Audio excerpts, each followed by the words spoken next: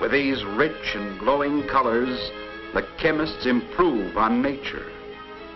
Yard after endless yard of perfect and flawless material bears ingrained in its very structure the colors and designs that will enhance its beauty in the interior trim of the finest motor cars. The tire you ride on, born in a Mississippi cotton patch, in a cane field in Louisiana. Maybe it started when some of its strange synthetic makings were pumped up from the ground in California or boiled up from the earth in Texas.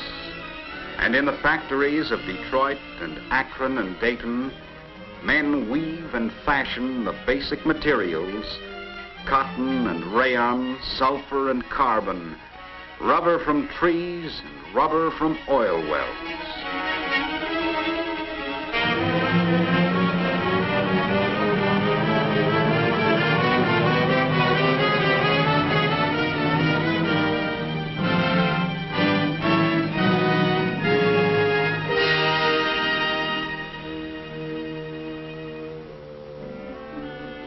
A gripping, springing, live thing, resiliently spry and untiringly useful. Sand and flame make glass, but it takes skilled men to grind and polish glass to optical clarity for safety vision.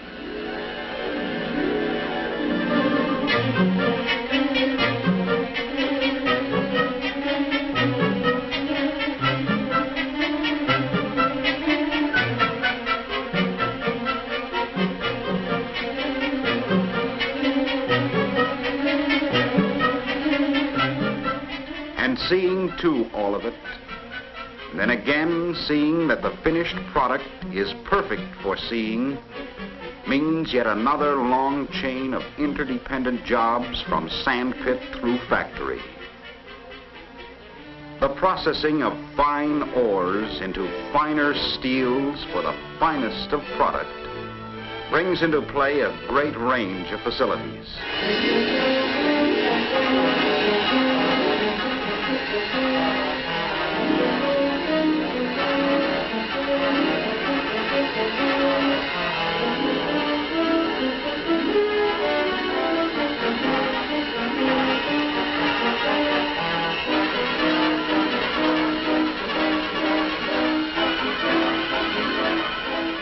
The linkage of jobs to be done along the line is always and infinitely expanding.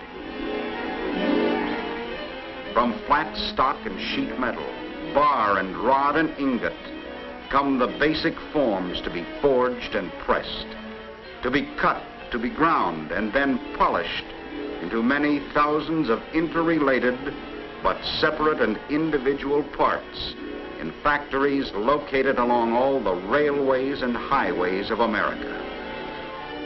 For the bumpers of your family car, steel from Pittsburgh, Pennsylvania, and steel from Pittsburgh, California, join with the copper from Utah and chromium from Texas for beauty combined with massive protection.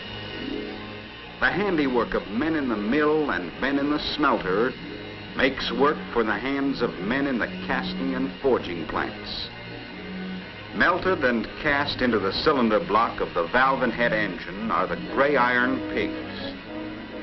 Here in gray iron are the tough settings for the bone structure of the finest transportation for all of us on all our roads and boulevards. What we harvest, what we dig, and what we produce roll into the work days and paydays and play days of all of us.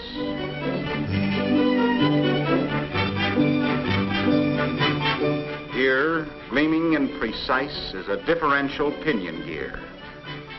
It took a miner to get it from the ground and a railroad man to carry it to the docks. A crew of merchant seamen cargoed the red dust to the blast furnaces. It took the chemist and the metallurgist to alloy and temper it before it could be shaped. Engineers designed it, using pencils made in Pennsylvania and slide rules from New York. To design and build the phenomenal machine tools to make the machines, it took men in other plants. To build these intricate and wonderful machines themselves took other skillful men in other factories. To guide and to use the machines takes more men with hands that are skilled and finely productive.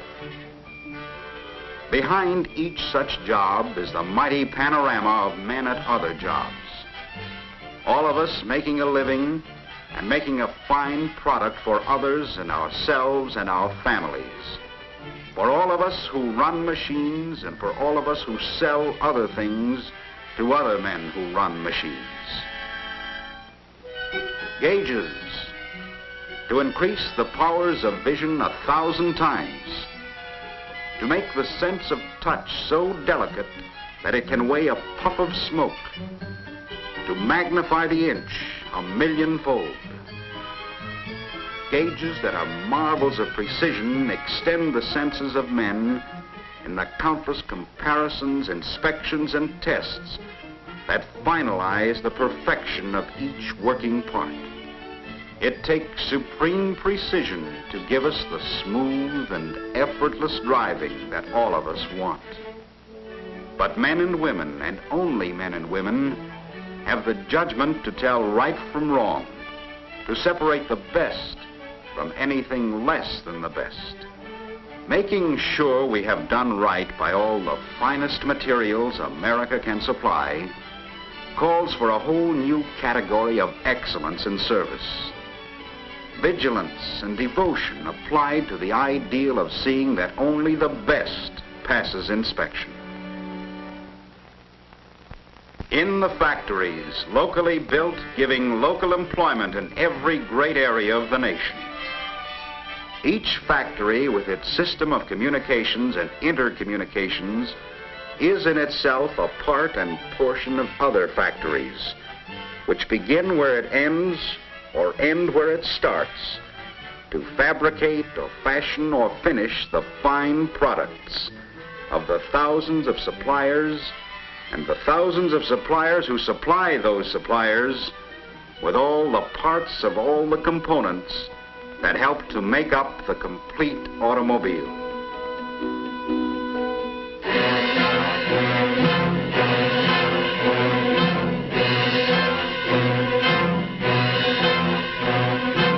Today's product of the superbly equipped plants is the life story of 10,000 engineers, with hundreds of supporting departments and thousands of supporting suppliers, completed by the master hands of 1,000,000 factory men who inscribe all their ideas in metal.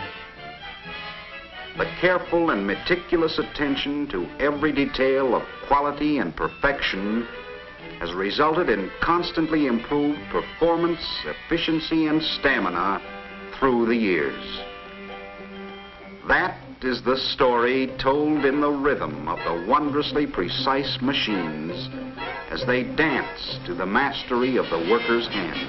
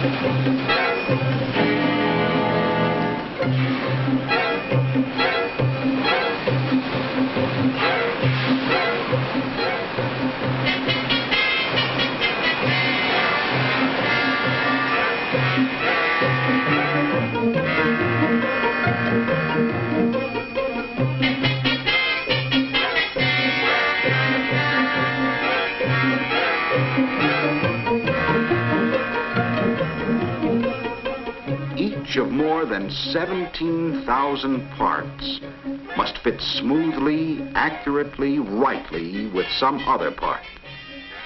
And the men on the assembly lines know that each part will be there when it is needed, because someone plans it that way and manages it that way. The men on the assembly lines know that each material will be fitting and each part will fit, because someone builds it that way and someone checks it to see that it is that way. And so it is that in a finished motor car, 17,000 separate and individual parts are so well designed and so well combined, all to give us just the qualities we demand in our finest of transportation: the beauty and the comfort and the fine long life performance with fine economy.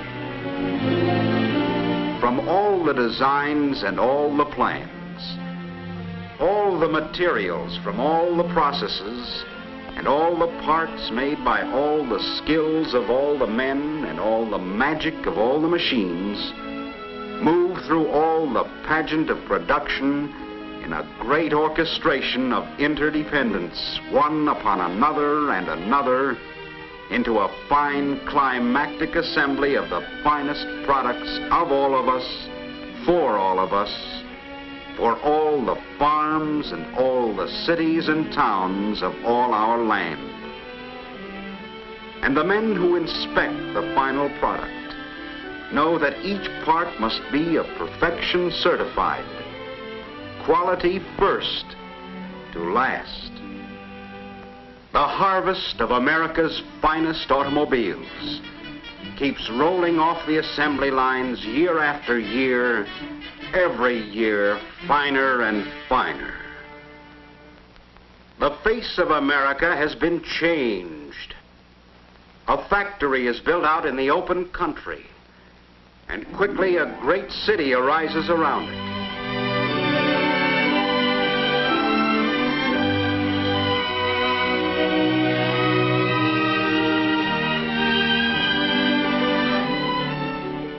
Over broad highways made by and made for the automobile, what Americans have produced comes back to serve Americans.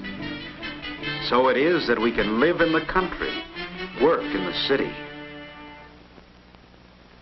Life in America has changed.